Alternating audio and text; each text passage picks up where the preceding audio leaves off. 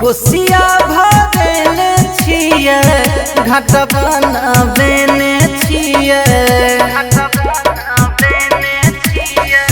केरावा के गाछिया से घाट के सजेने छियै सब मिली करबे पूजा पाठ हे सब मिली करबे पूजा पाठ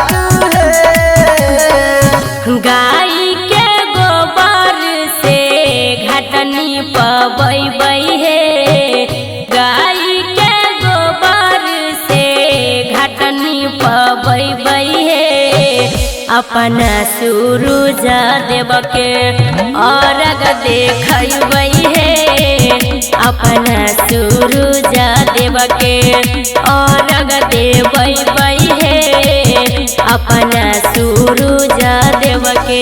मिथिलांचल रिकॉर्डिंग स्टूडियो किसानपुर। अपना सूरज देव के अपना सूरज देव के अर्घ देबै हे सुखीपुर बाजार।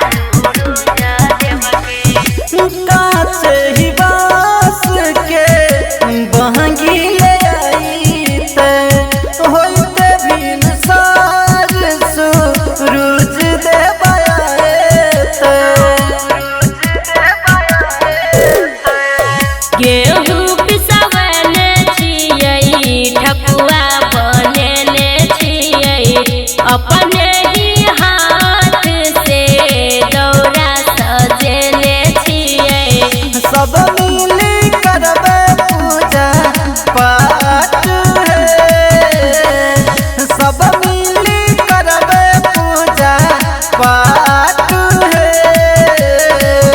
अपने ही घाट पे नटुआ नचेबै हे अपने ही घाट पे नटुआ नचेबै हे अपना सूरज देव के अर्घ देखबै हे अपना सूरज देव के अर्घ देखबै हे अपना सूरज देव के।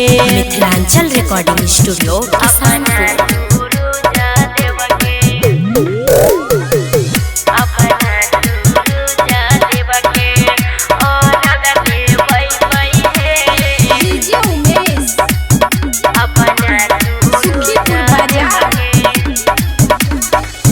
पूजा के सामान सब जनकपुर से ले लियो पूरा तैयारी करके छठी घाट लियो